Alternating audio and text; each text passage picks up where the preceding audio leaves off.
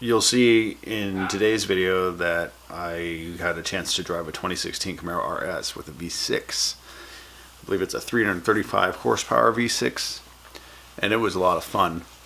It was an unexpected opportunity to drive the car, and so I decided to make a review out of it. A brief summary of that experience. I did do a lot of in-car filming, and I'll keep a little bit of that in the video, but I think it's a little bit clearer to use better audio with this camera and just sort of narrate what was experienced with that car. First of all, it's fast. The V6 is really, really good. Now, 5.1 seconds, 0 to 60. Some people might say, hey, that's not fast enough for a sports car, but for a V6 power car, that's great. Let's find some turns. Man, that sounds good. If that's a V6, that sounds good. Whee! Car quarters really well. Now, I'm used to driving my truck, and this is so much better in terms of handling. And I'm steering with one hand.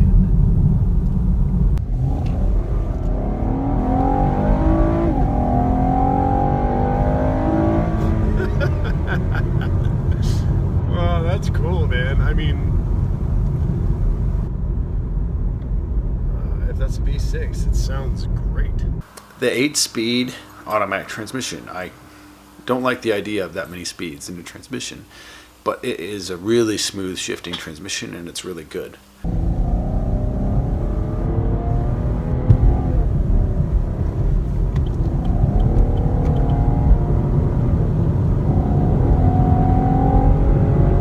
Wow. Plenty of pickup for this car.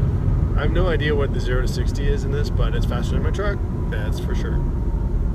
I also played around with the Manumatic, the paddle shifters on the steering wheel, and still a little bit too much delay. You know, not as snickety snick as you would like with a true manual, but responsive enough, at least under straight line acceleration.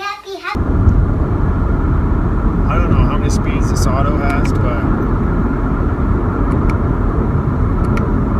it appears to be an 8-speed. That's too many, but it doesn't care. So now I'm at 7. I'm going 73 at 2,000 RPM. Downshift to 6. I'm going 2,500 RPM at 72. Downshift to 5, and I'm doing 3,000 at 72. And there's plenty of pickup. Up to 86 miles an hour, no problem. Happy.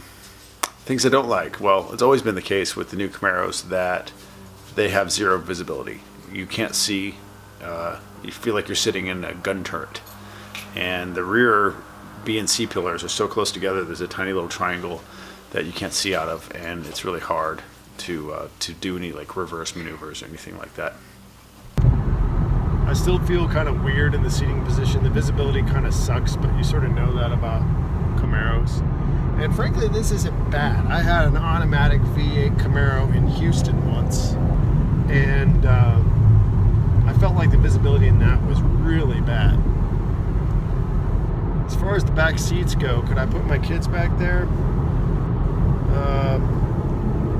Maybe. What do you think? Daddy? Yeah? Why were you talking? Because I'm going to put this on a video. Oh. Is that okay? Daddy? What do you think of the Camaro? Did you like the Camaro, the yellow car? Yeah. Let me tell you something. You What'd you know think? that? I finally got all the markers on there. Okay, good. Did you accomplish your goal? Yeah.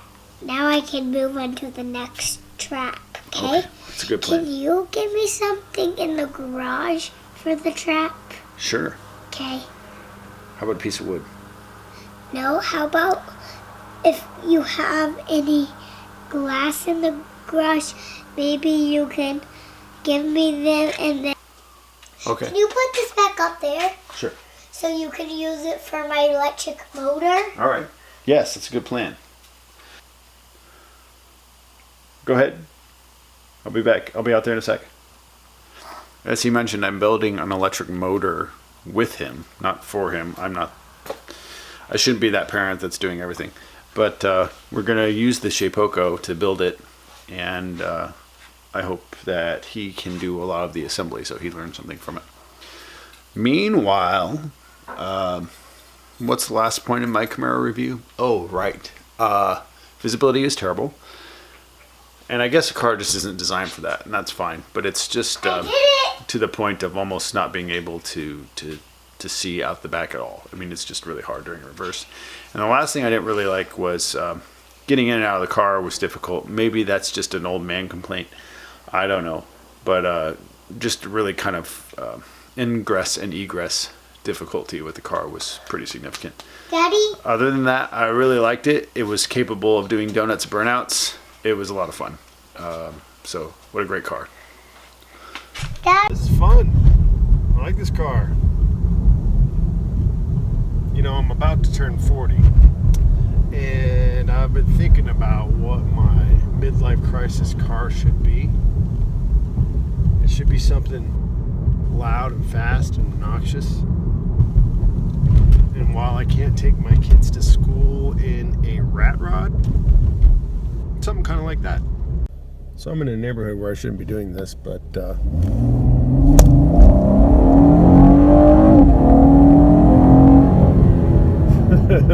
what's the 0 to 50 miles per hour? I don't know. I'm about to pull into some oncoming traffic, and we're going to be able to test the pickup and acceleration for this car.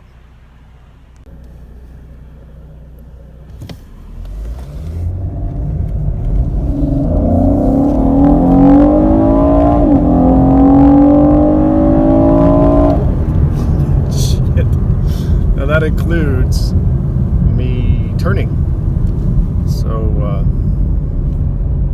no problem making this car go.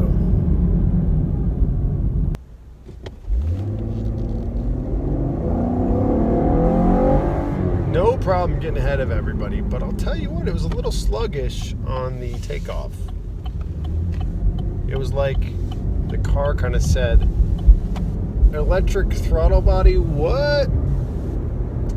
And I've noticed that in my truck. I think that's common to GM because when you stomp on the throttle, because everything's electric now, not only is it thinking about what it should be doing with the transmission, but it's also doing things like retarding the timing and playing with the injectors and the air to fuel ratio in the engine. And it's calibrating all that at the same time. And sometimes when you step on the throttle, the car has to think. And with some of the new electronic ignition and multi-speed transmissions like this 9-speed or 8-speed or whatever the hell it is, I think you lose some of that feeling. As soon as you step on it, it seems like it's just got to think too much about it. And if it's got to think that hard, it's probably not worth having all that extra stuff. I miss the day when I have a cable throttle body and a manual transmission, and all I have to do is open the throttle up and the car says, yes sir, let's go. The visibility isn't great, but for a car like this, who cares? Still like it. Something else kind of cool is it's a push button start, and so you just have to have the key fob nearby in order to make that work. But overall, I mean, this is a pretty Spartan interior. It's like a navigation screen, radio. Let's see what the touch is like. In my wife's GMC Acadia, the touch is terrible. It like can't seem to register anything. Okay, thank you for helping. So let's see. Oh, that's not bad. Menu. Automotive engineers should not do anything to do electronics, because you put it in the car, the second it goes into production of the car, it's already a year old. And you're going to get something better on your phone. If they just make everything sync up with Bluetooth, and better yet, if the screen here duplicates exactly what's on your phone, then that's what they should focus on, because the phones are always going to be better. Always. you know, I'm not a tall person, and I'm in a comfortable seating position, and there's only like 4 or 5 inches of leg room back there. So could I put a car seat back there? I'm sure my kids would be kicking the back of the seat.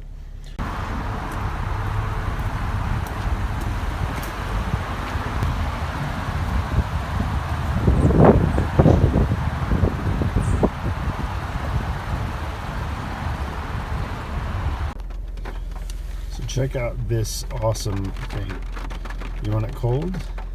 You turn it down. You want it warm? You turn it up. So it's raining today.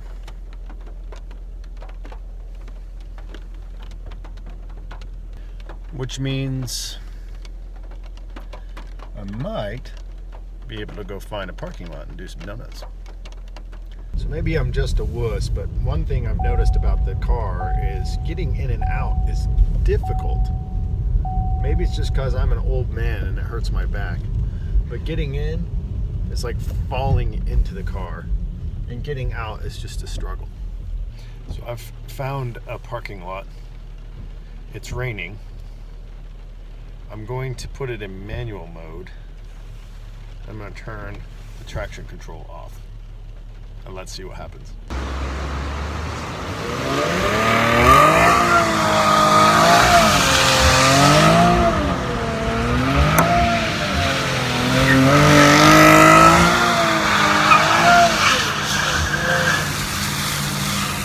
The blind spot in this car is terrible. Even in the mirror, you can't tell what's going on. The side view mirror has as much of a blind spot as the B-pillar or C-pillar does. Basically, the B-pillar and C-pillar are the same object because the tiny window for the back seat is a triangle that's about this big. One thing I couldn't tell from doing my skids was that does this thing have a limited slip diff? It seemed like maybe one wheel was spinning. I'll have to look back at the video and confirm. Acceleration of this car is glorious. I mean, you can't tell that it's a V6. You can't tell at all. It just revs and revs, and it sounds really good. If this were a European car, you wouldn't care that it's not a V8. But it doesn't matter that it's a V6 in this car. It just doesn't matter. It's fun to drive. However, there's something to consider. You know, a used Camaro SS with a 6-speed manual transmission is pretty cheap. I mean, you can get them for $20,000, $25,000 with not that many miles on them, you know, 50, 60,000 miles on it. So this car, I think, I looked up the as tested price for Car and Driver, for example, and it was like 35 grand. $35,000 for a V6 Camaro. Really, how much premium do you pay for a V8? And if the price discrepancy, I haven't looked, but if the price discrepancy is more than a few $1,000s, there's absolutely no point in getting the V6. It's a great car. I would imagine that they will decline and depreciate on the market, in the used market, pretty quickly. And as that happens, you'll pick one of these up for a steal, and it'll be a great car, and you'll have lots of fun, and that's all okay. But you know, other than that, I don't see any significant savings benefit in buying a V6. I found another empty parking lot in my quest.